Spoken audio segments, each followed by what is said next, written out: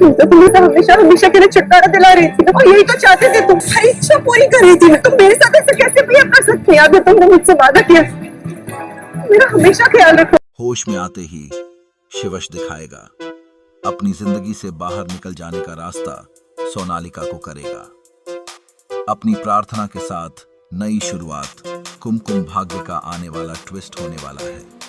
बहुत ही जबरदस्त वेल कहानी में आप देख रहे हैं ना कि यहाँ पर बुआ माँ की चालें जो है वह रुकने का नाम नहीं ले रही है शिवाश के सामने।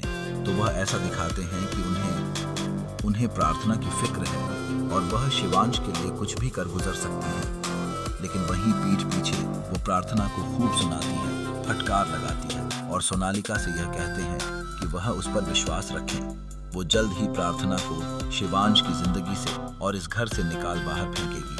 तो वहीं पर जैसे ही पता चलता है सोनालिका को कि शिवांश का एक्सीडेंट हुआ है, वह जाती है हॉस्पिटल में शिवांश से मिलने के लिए। लेकिन वह देखती है कि कैसे शिवांश और प्रार्थना के बीच में प्यार भरी बातें हो रही हैं और प्रार्थना जो है वह शिवांश से जो है वादा कर रही है कि उसे छोड़कर नहीं जाएगी। और शिवांश की आंखों में भी प्रार्थना के लिए प्यार नजर आ रहा है, जो देखकर सोनालिका आउट ऑफ कंट्रोल हो जाती है और पागल हो जाती है। इसके बाद यहाँ पर अब जो सोनालिका है ना, वो कहने वाली है शिवश से कि उसकी जिंदगी को बर्बाद कर देगी।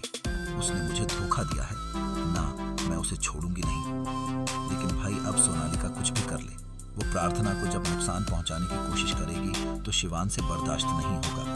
वह बुआ माँ को भी चुप करवाता हुआ यह धमकाने वाला है कि तुम मेरी जिंदगी में खुश नहीं हो। मेरी पत्नी प्रार्थना है, इसीलिए मेरी जिंदगी से और इस घर से हमेशा हमेशा के लिए निकल जाओ।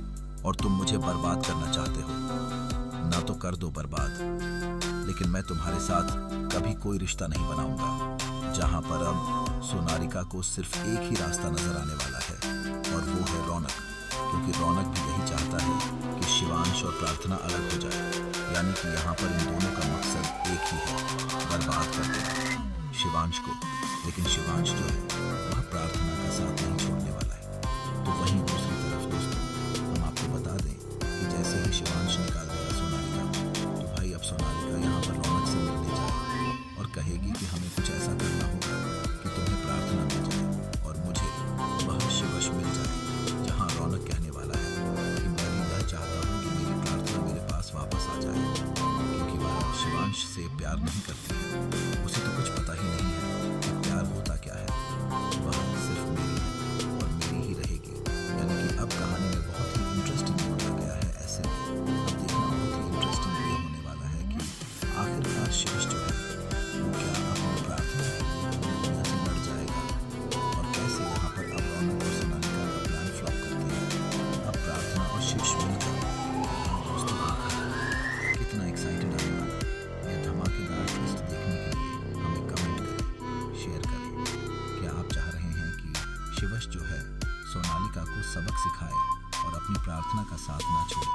तो हमें कमेंट्स करें। ऐसी टीवी के लेटेस्ट अपडेट के लिए चैनल को सब्सक्राइब कर लें।